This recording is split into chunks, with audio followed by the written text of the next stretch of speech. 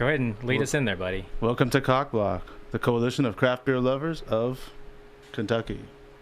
And I'm Jeff. And I am Matt. There I am. There's a volume switch over here. Oh, there you go. Go figure. That was a great intro. Yeah, thanks, man.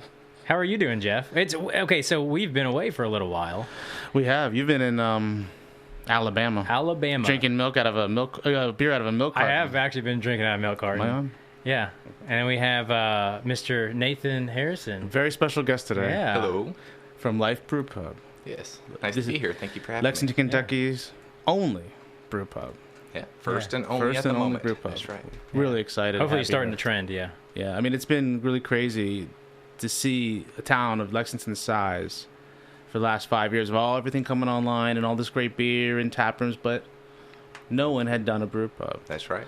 And so I think a lot of people in town are really excited to have a brew pub here in town, and we'll talk a lot about that today. Yeah. Yeah. But first of all, what have you been drinking?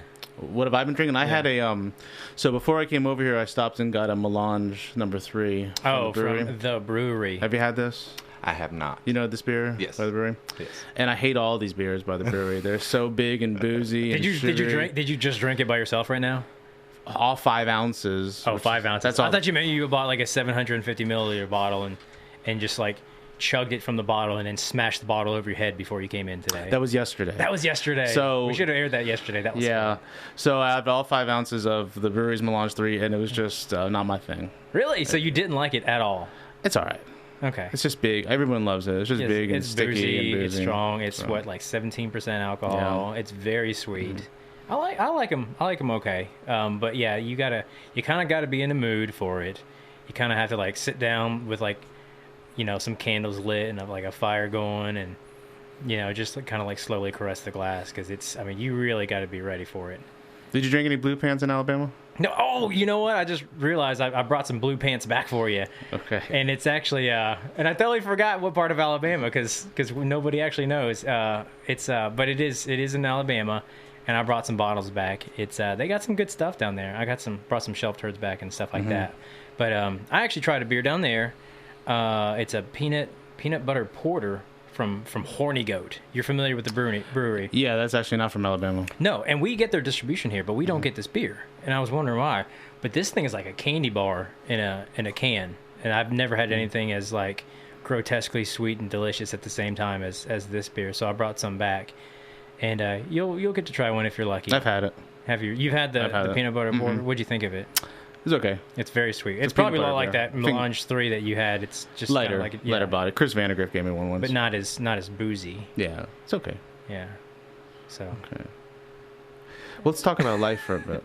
Yeah. So. Nathan, let's talk about how long have you lived in Lexington? I have lived in Lexington for about 15 years now. Okay, and when did you really start getting into beer? 15 years ago?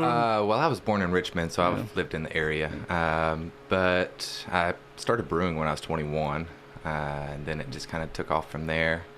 At the time, I was working in architecture, and I kind of found myself looking at beer and food recipes more often than blueprints during the day.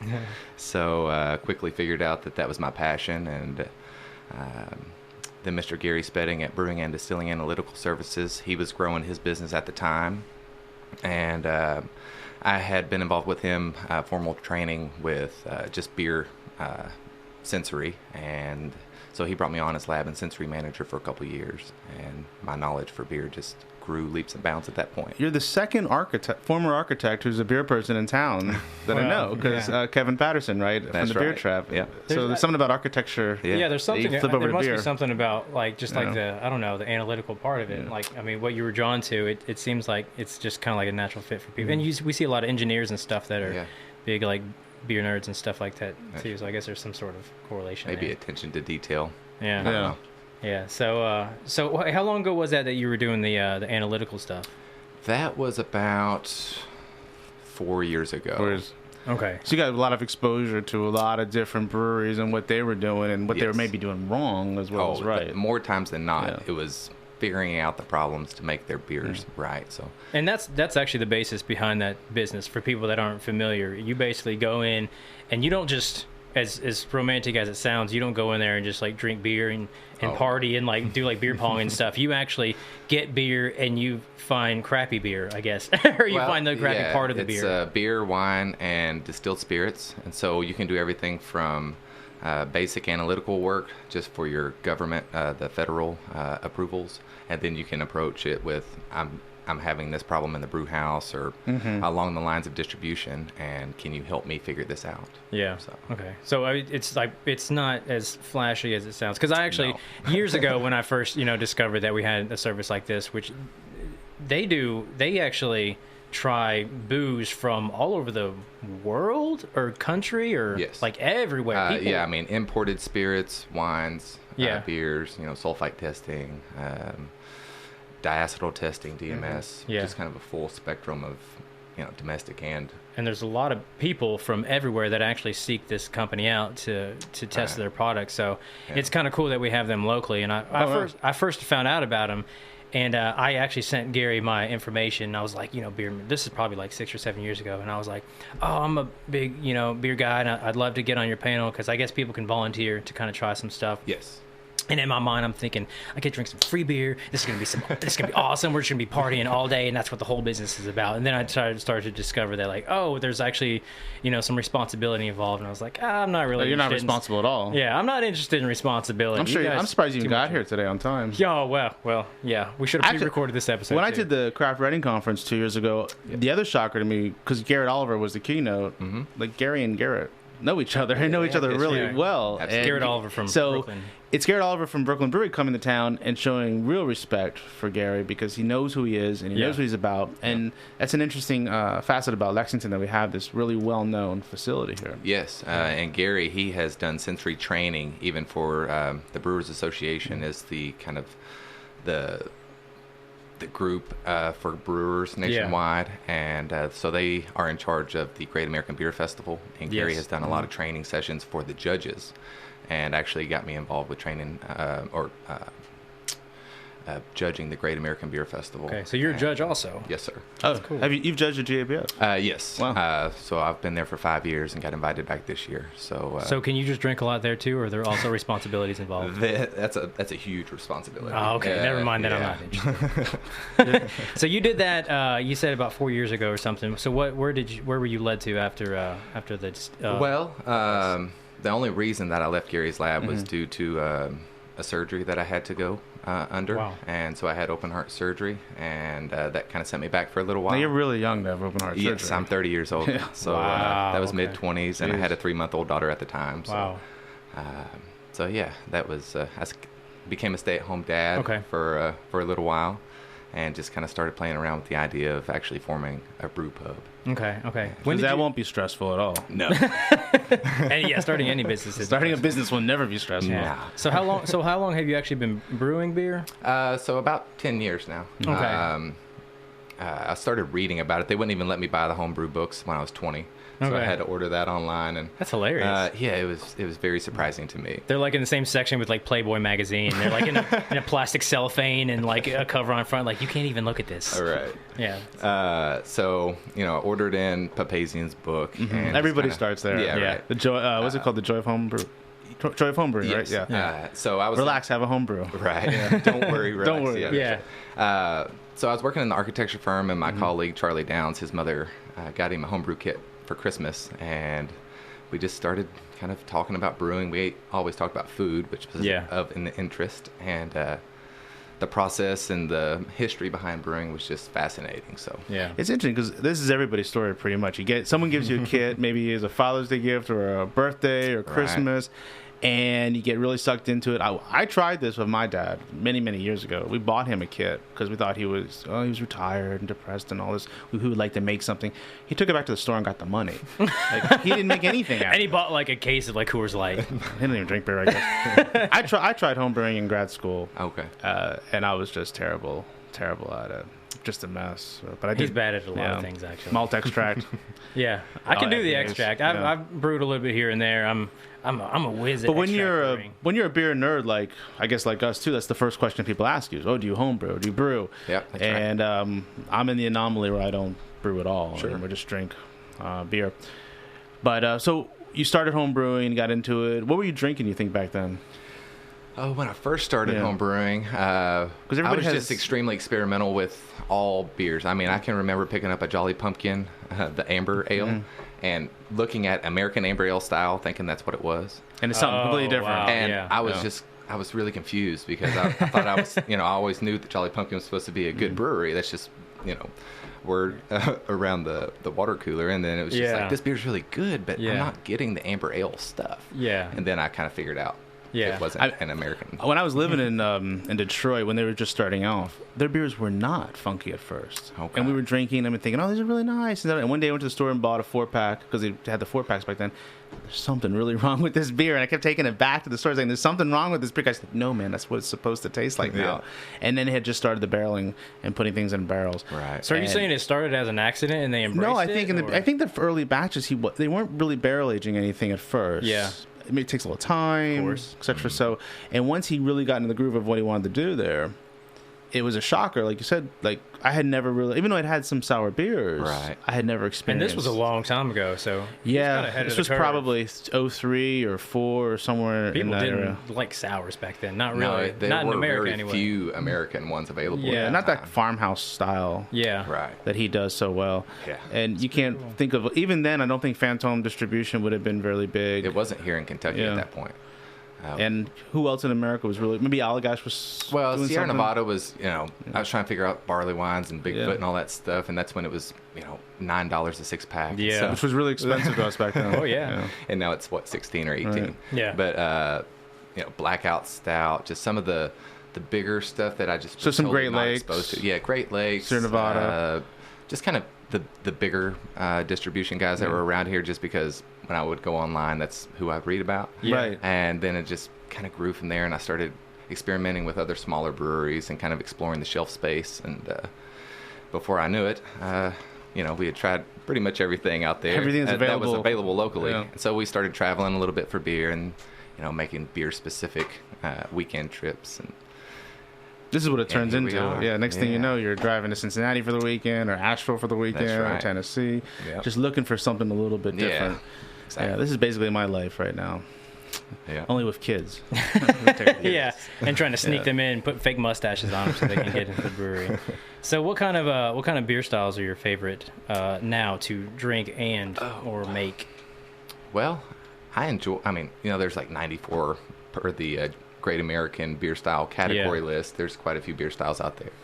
And I can appreciate most all of them. Mm-hmm. I don't really know if I have a favorite. Mm-hmm. I enjoy ultralight sour beers on a nice hot day. Mm-hmm. I enjoy kind of thick, roasty beers on occasion, especially when it's cooler outside. Hoppy beers I enjoy a lot. Yeah. The whole range of beer is interesting to me. Yeah, and you've got. I was over there a couple days ago and inadvertently met you. I didn't realize it was you. Yes. And you have like 9 beers on tap right now over at Life Brewpub. Is that right? Yeah, we have 12 beers total, and 9 beers are brewed in-house. Okay. And our tanks are full right now, getting ready to keg 4 different beers, and I haven't brewed the same recipe twice yet, so everything that's coming on is new. Yeah. I have an idea of what's been selling well, and just from consumer feedback, our American Pale Ale is by far the best selling beer right now. Yeah. So we're definitely going to brew that again here in the next couple days. Okay, so you're going to kind of try to lock it in on a few beers that you can do on a regular basis. Yeah, I would like to kind of hone in on a couple of them, but still keep it very. You always need some kind of flagship.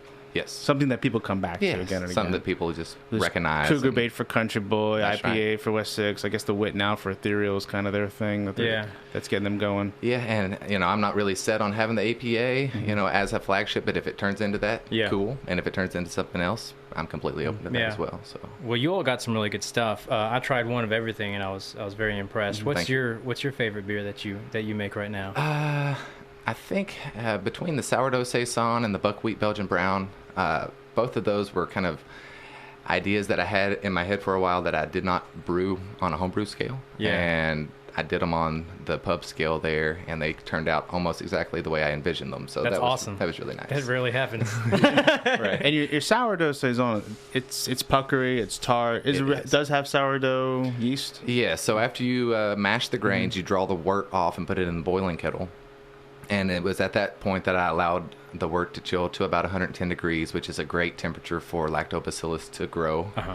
And I put about a quart or so of sourdough culture that I've been feeding for over a year now. Okay. And let it sit for about 3 days, and pH dropped dramatically, and we have this sour, That's really cool. refreshing beer now. Yeah, that's actually, I was gonna say, out of all of them, that was my favorite one that you'll have. And coincidentally, my wife, the buckwheat, was her favorite too. Interesting. Yeah, so both represented. So you'll have good palates then. Exactly. Yeah, that's all I wanted. But yeah, I wasn't coached beforehand.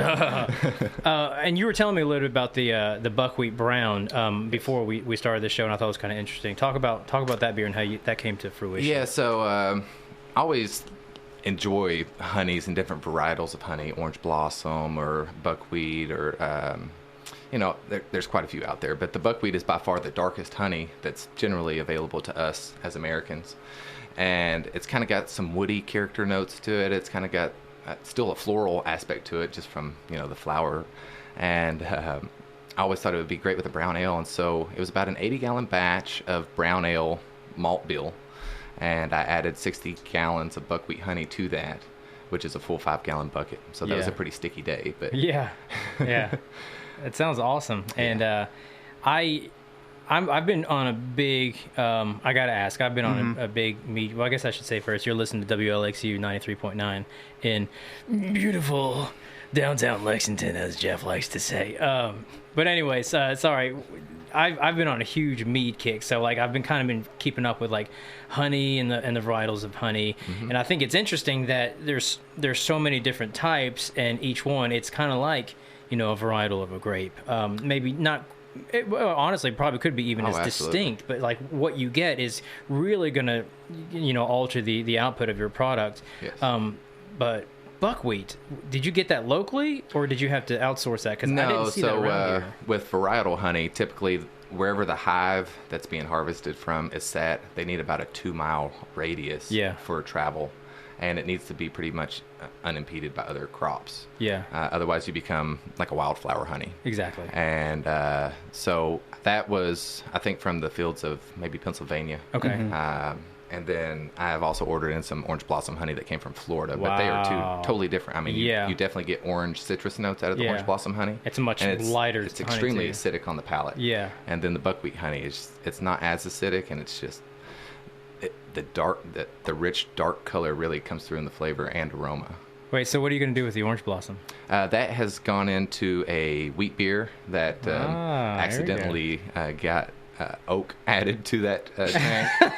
But it's you accidentally dropped a barrel in the vat, like just let it cook. Yeah. I've got a sour brown in the tanks right now that has oak in it, and that was the one that was supposed to get the oak. Okay. And I don't know, it was like 2 a.m. or something. I was just wrapping everything So up. you're going to have an oak Hefeweizen with honey? It's not a Hefe. It was really more like a wit beer. Okay. Okay. But yeah, it's got, I think, maybe 5 to 7% orange blossom just to kind of brighten it up a little bit.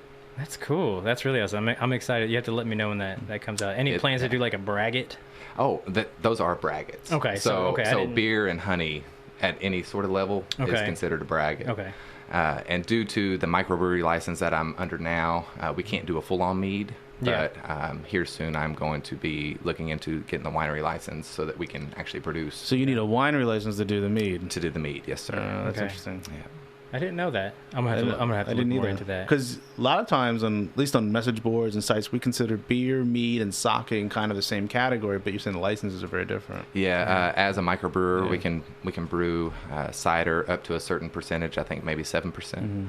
But anything over that is a winery specific. So, like when it comes to the actual using honey, and you said that obviously it's got honey in it. It is a braggot, but you go up to a certain percentage. At what point is it considered something else? Like 5-6%, I guess, is still yes. beer. As a microbrewery, we're allowed to utilize any adjunct sugar other than malt up to 49%. So malt must occupy at least 51% of the grain bill. Interesting. Of the fermentable sugars. Okay, I got you. Yeah. Okay. Well, my gears are turning now. You thinking? Yeah. I don't see that very often. Yeah. Womp womp. We'll do a little... Yeah, play us out here. I'm sweating so bad in here. A couple seconds here, and come back on WLXU, Lexington Community Radio. Listen to COCBLOK. And we're back. COCBLOK, the Coalition of Craft Beer Lovers of Kentucky on WLXU in beautiful, gorgeous downtown Lexington, Kentucky on this wonderful 90-degree first day of summer day. 90 million degree studio. I need to put like napkins under these ear things. The next guy after me is going to be really irate. Yeah, I have sweaty headphones right now. I have to say, though, but as we return with Nathan Harrison from Life Brewpub, who's our guest today, these are the most beards that have been in this room at one point since we started the show. Yeah, I would say so. Chris Granagriff doesn't have a beard. No. And that's the only other person. That's the only other guest we've had in the 7 episodes we've done of COCBLOK. Yeah. So I'm feeling very beer-oriented right now. Beard-oriented. Yeah, beers and beards. That's that's the theme for today. So, but I only grew my beard so people would think I'm in the beer business. But honestly, it's actually a strap-on. It's a strap-on. Oh, the beard. Yeah. Get your money out the gutter. But we got Nathan Harrison here from Life Brewpub, and we're talking about your the beer you make. And we haven't really touched on the food, which is actually a big part of what you do. Yes, sir. And I was over there a couple days ago, and my wife and I we got the very rare date night. We got a daytime babysitter, and we only got the pretzel sticks with the beer cheese and the mustard. God, that was amazing. That was really good. The mustard and the beer cheese, you make that in-house, is Absolutely. that right? All the sauces are made in-house. Okay. So we have 2 different beer mustards. We have a hoppy beer mustard made with the Imperial IPA. Yeah. We have a darker beer mustard that currently is made with the Buckwheat Belgian Brown. Okay. So yeah, both of those are handmade. And then the beer cheese is made with the Imperial IPA as well, so you really get that pungent beer flavor. Yeah. And you're committed to local. Yes, food. I was going to say, even the cheese in that is Kenny's local nice, farmhouse cheese. Yeah. So. Well, it's really good stuff. Yeah. The mustard I thought was kind of spicy. Did you put horseradish in it, or is it just straight mustard seeds? We do have a horseradish version Okay. that usually gets served with like the onion rings. Okay. But And there's a long tradition, I think, in brew pubs and in craft beer for places that go that route. Not every place, obviously, but a lot of places have been notable for trying to either do local or local plus organic, or even go their own route. I know Schlafly, for example, in St. Louis ran its own farm. I think it may still. Yeah. Stone, up until recently, ran its own farm. Yeah. But a lot of places you go to are pretty big on highlighting whose products they're using. Yeah.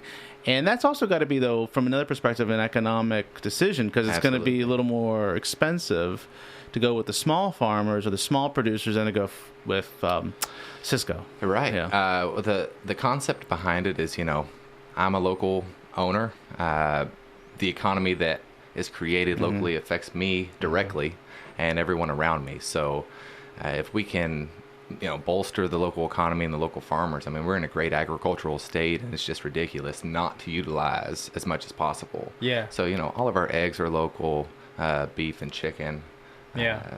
And I just don't see a reason not to support those guys, because they're out there working just like I am. And I'm one of those people who goes to the farmer's market every Saturday, and I'm really into the local scene.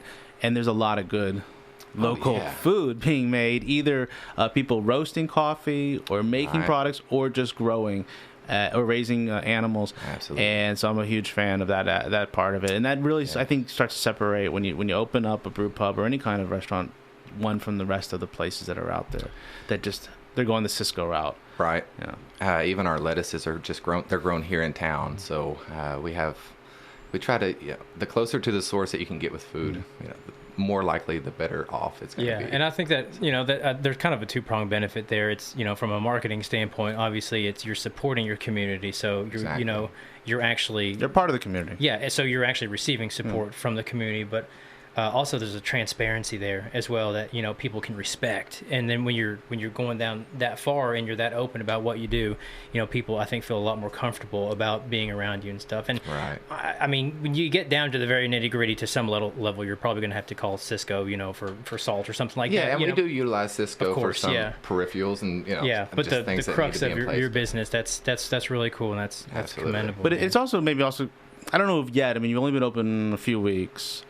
But it can be educational in the sense that a lot of people at some point are going to come through, and they're just not going to know, who's Kenny's Yeah. cheese. They don't know. Some people Yeah. don't even care to know. Right, they don't want to So, know. Yeah. Or I don't really care we got this lettuce, but on the other hand, it does taste better than what I just got at Yeah. the grocery. Exactly. And there's that moment where people can just recognize that there are all kinds of producers in Lexington or the surrounding areas that one can also buy products from, not Yes. just the same old. So hopefully, as people come in, they'll get maybe some more recognition of what's being served to them in the food.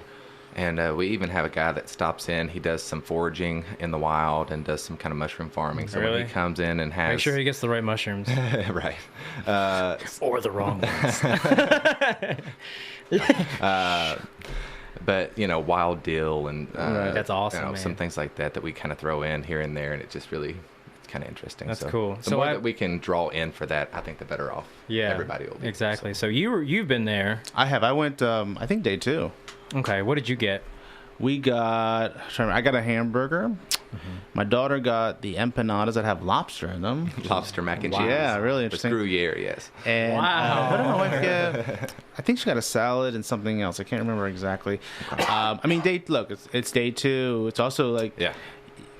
A lot of stuff was not dialed in. There's that a lot of day. stuff, happening when you just opened a place. But we were pretty That's happy right. with everything. And we know, though, like any other place we've been to, day 2, day 3, day 4, day 5, I mean, they mean something. Oh, absolutely. But wait till as the weeks go by, things will get calm down, things get dialed in, and that's true of every place we've been to in town that we love today. Yeah. And it'll be the same for life, I'm sure, as things progress. I mean, I think what's really interesting is the choice to go local with the food, to have very quickly we said 9 beers on tap. Yeah. Yes. I don't even think West 6 started that with 9 beers on tap, right? I think they had like 4 beers for like 3 years.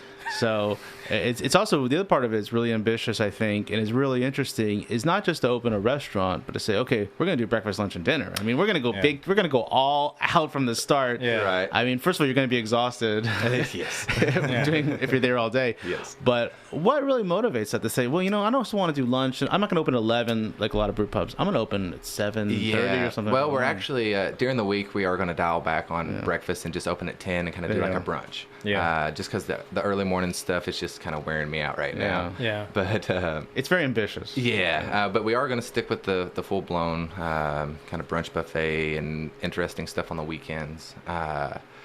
And I just approached everything as a consumer. Even the pricing. It would get to be Saturday morning, and I would like to go out and have a nice brunch and a nice beer at reasonable prices. And you kind of get the same old thing here after a while. So. And we don't have a lot of brunch choices. If you don't go to a chain, There's a couple local we have some places things that do it really nice, but they just don't evolve much. And, after a while, it's kind of like, well, I can just make that at home. Yeah, exactly right. And so that's why we're going to just try to keep it fresh every weekend, something new. So the next time I go in there, what should I order? I think you would really enjoy the pretzel and pecan coated schnitzel. That sounds amazing. And it's served with the beer mustard. I love schnitzel. Yeah.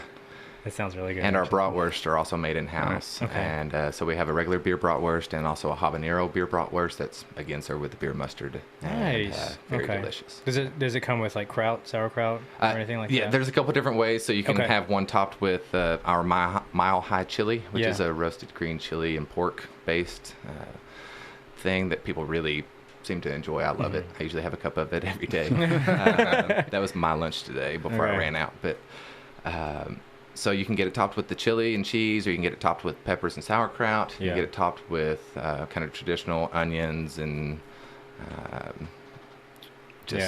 mushrooms. That's cool. and My things like wife that, is so. she's a big sauerkraut fiend, so she loves something like that. So, so I mean, I was in the food and beverage industry for like 10 years. Okay. I bust tables. I've been the GM of a place. I don't envy you at all. No. I respect what you're doing. It's very Thank tough. you. And at one point, I even said I'm never going to go back. And I got drawn back in to manage a place, and I worked in a ended up having like a restaurant. nervous breakdown. When I was finishing college, I worked in a restaurant as well, but on the cooking side. Yeah. And busted my butt.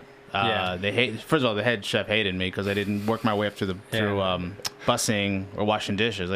I lied. I basically made up work experience. Nice. And when she needed someone to work on what was the kind of like line for her, she's like, "All right, you're over here now." And I was like, "Oh, okay." Yeah. What's this giant round now metal Blanche thing in my hand? Now Blanche sees green music.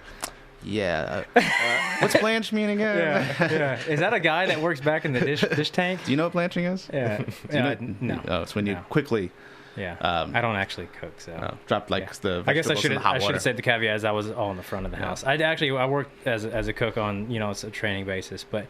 What you're doing, I respect what you're doing. It is very hard work for people that haven't actually done it, but it's nice to see that. It's like you said, Jeff. It's the first brew pub. It's actually somebody that's kind of embracing the food part of. I have been saying beer. for 4 or 5 years, I just don't get it. I know. Yeah. I mean, I understand the capital investment's pretty heavy, and you have to have the knowledge from both sides. And you've hired a chef, I assume. Yes, and so we have a great kitchen manager, and so David Roden's back in the kitchen, and we just got some new management on the floor, and so we've got a guy out front as our new GM, Robbie, and he's really motivated and eager to make some really cool changes to make service really quick, make lunches really awesome, and really good specials. And I think you're off to a great start, and everybody I've talked to is not only talked about the quality of the beer, but almost even more so, which has been surprising, is the quality of the food. So it's it's something that I think needs to be pointed out for people that actually want to get out and have the full rounded experience. It's nice to go to a Country Boy and get a food truck, and I love the food truck scene too, but it's nice to have the option to actually sit down. But I gotta ask you, I am extremely grateful that you're on that side of town, because that's my side of town. I was just about to say, as a Southsider. So I think it's awesome, because you are literally the closest brewery to me now. I live all the way out in Hamburg. Gotcha. So it's still, a few minutes for me, but I've always figured that area of town, especially over towards Hamburg, it's extremely commercial. Absolutely. And, when it first started, I always thought to myself, I think a brewery would be great here. As time went on, I start to realize a brewery couldn't survive here just because, unless you're an Applebee's or a Red Lobster or something that just basically has a corporate guy just like shoving money down your throat. It'd be really tough. But then you get kind of close, and I'm like, okay, well that kind of shows some hope. But I hope this shows a precedent that where a lot of middle class people with expendable income live. I also live way on the south side too, but on the other side from you, down Harrisburg.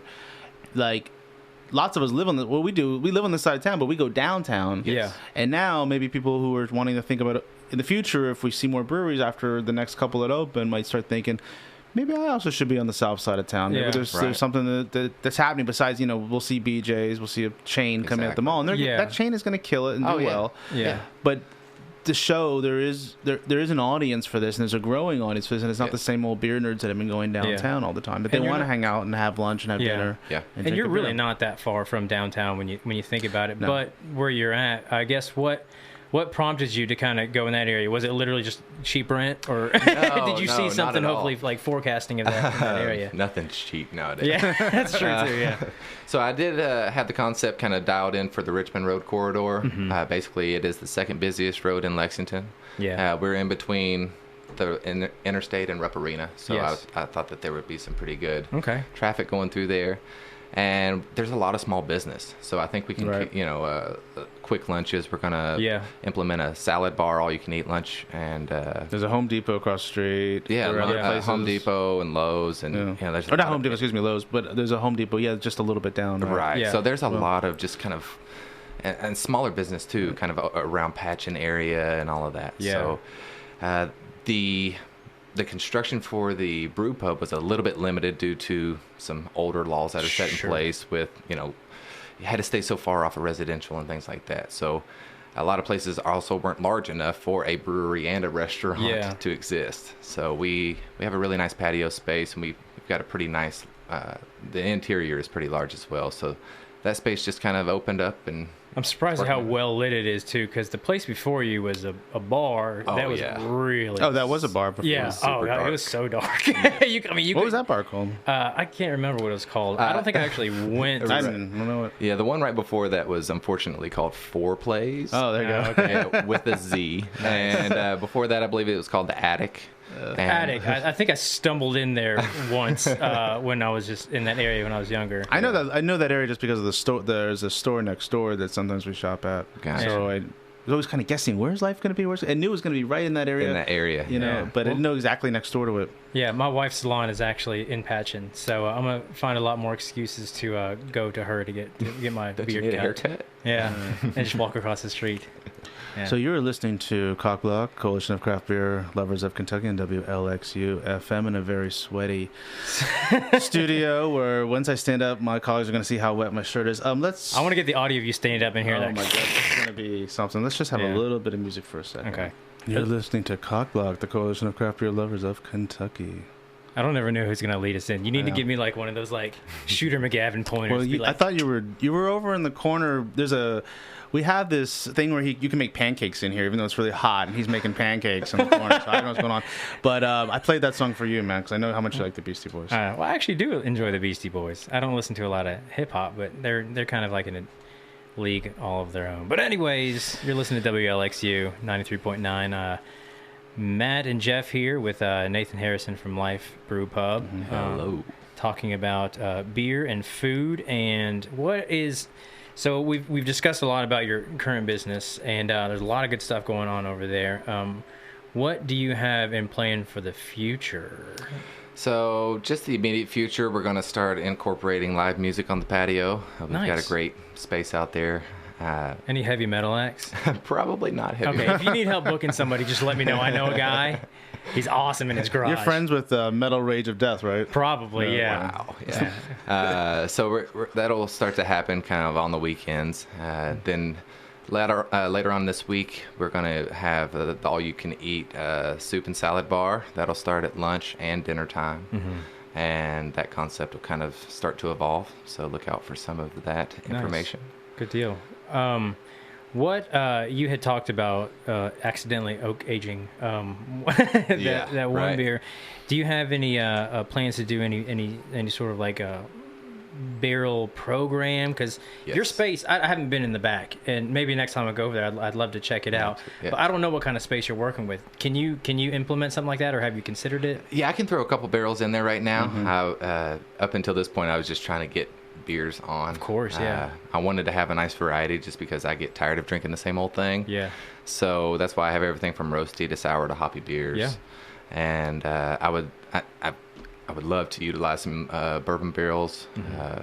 Our house bourbon in the brew pub is Four Roses Yellow Label, and we can utilize some of Four Roses barrels, which is super exciting. Okay. Do you have to go through a broker to acquire those kind of barrels, or because I obviously I don't do a lot of bulk bourbon barrel buying. No. How's that for alliteration? That was awesome. You like that? I figured you like that, fantastic. Dr. Facebook. No, they're a great distillery, and they like to support local when they can as well. So it's a very good that's cool. That's organization very nice. to be friendly with.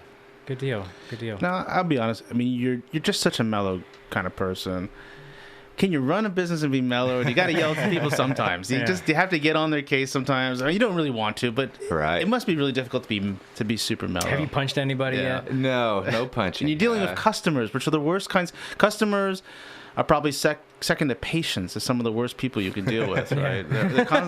Nothing ever satisfies them. Yeah. Yeah, I enjoy the social end of it, and as long as we can get our kitchen dialed in and get all the service times right, there's no reason that the consumers wouldn't be anything less than happy. So the beers are coming off really nice, and everyone really enjoys. You know what else was a really nice touch? I mean, we were only there on day 2.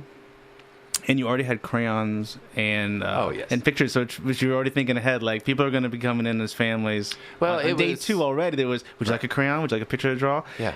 Yeah, of course. I've got a 1.5 years and a 4-year-old, both daughters. So it was very important for me to have a space that was family friendly.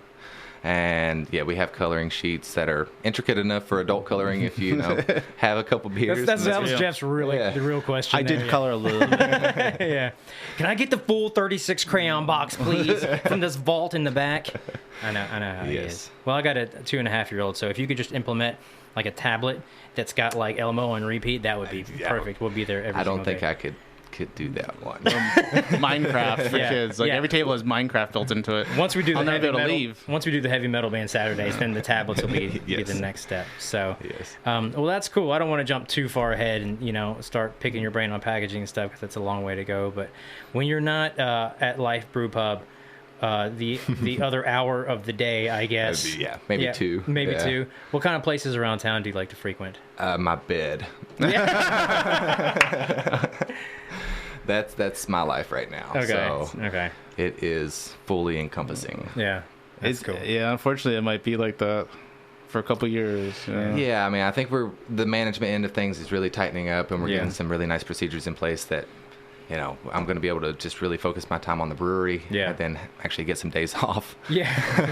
Hopefully in the next little while, but we're really improving. The kitchen's gotten 180 degrees difference from what it was a week ago, so everything's really evolving nicely. What is the size of the brew house? The brew house itself is about 600 square feet. But as far as the barrels, 3.5 barrel. 3.5 barrels. Yes. Okay. So that's just a little over 100 gallons. It's actually a metric system, so it's 400 liters, but no one really can visualize that. So Yeah. So if things start really picking up, you'll be brewing round the clock. yes, we only have 4 fermenters right now, but having those on a rotation, kegging off certain things, keeping sour beers, inoculating properly, and getting some barrels in there, we can really pump out some beer. So That's interesting, and I'm gonna go out on a limb and assume that you are probably, based on our initial experience, which is very short lived and it's limited because you're just starting out.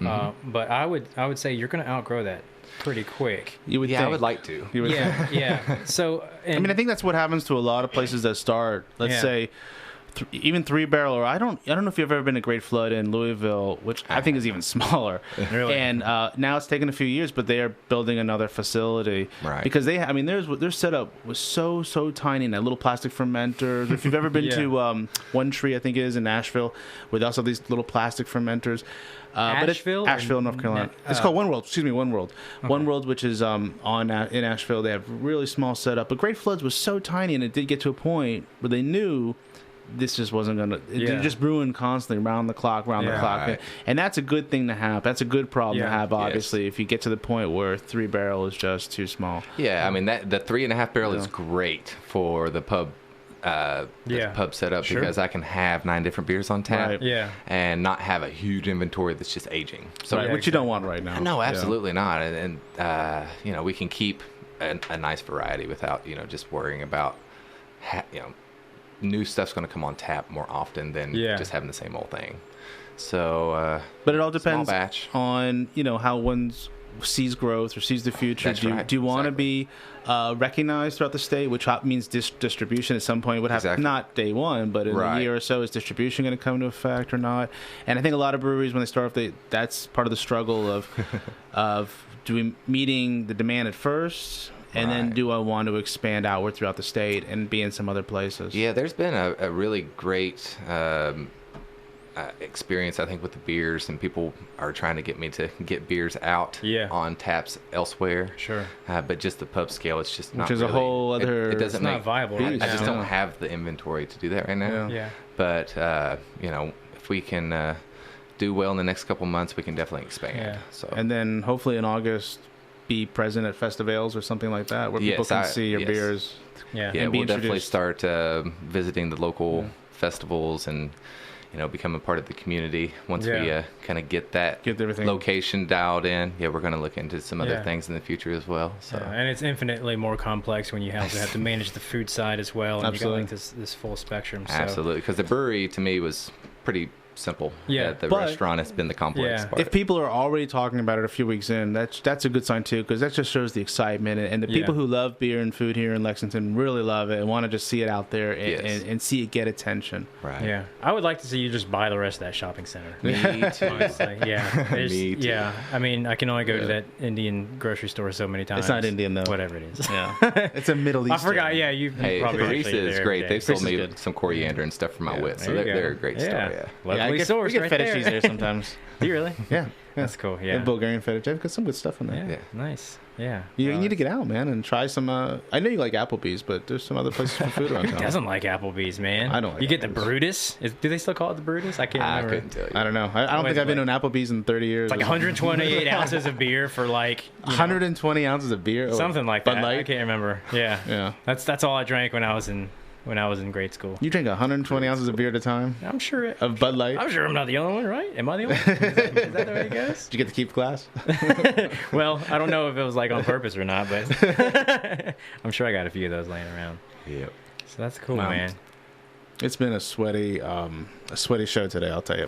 Yeah. I'm gonna have to change my shirt when I get home. Golly, Maybe take yeah. a shower. Yeah, I'm gonna peel myself off the seat. Or maybe I burned enough calories just for 12-ounce beer. Yeah, this is my workout for Yeah. the day. Is just sweating all this stuff out. So, So, we appreciate you being yeah, on. thanks man. so much for coming Yeah, on. well, thanks for having me. Yeah. Your Yeah. show's great. So And we're really happy to see you here, and we'll be regulars, and we hope Yeah. others will be Awesome. too. Yeah, Thank let's do you. a show Yeah. and let's do a show over there. That would- one day. If that's okay Hey. with you, we would love to do pre-record a show over inside there. or outside, you just tell me when. The Yeah. acoustics are pretty good and the lighting is spectacular. Yeah. And did you Plus, we ever, can get those big onion rings. yeah? Did you ever end up Oh, going yeah. to the West 6 Green Room? I haven't been yet. No. I went actually. I think right after I went to Yeah. your place. Cool. It's got the worst acoustics. I mean, it's like Oh, so it wouldn't be good to go over talking there. into a wind tunnel. I don't know. We got our mics and stuff. It might work. Anywhere that serves beer, honestly, I'm sure I can make it work. Oh yeah. Yeah. All right. All right. Well, you've been listening to COCBLOK, the Coalition of Craft Beer Lovers of Kentucky, on WLXU-FM 93.9 in Lexington, Kentucky.